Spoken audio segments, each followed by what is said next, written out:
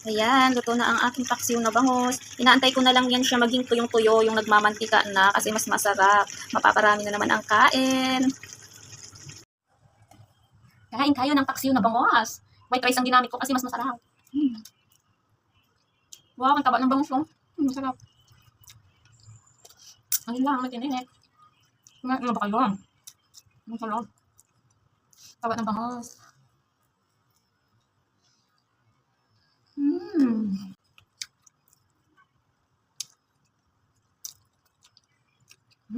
Sarap na sila.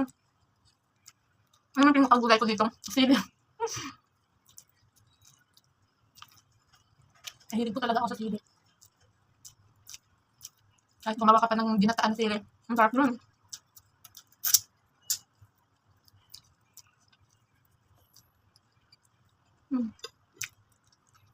Diba? Thank you for watching.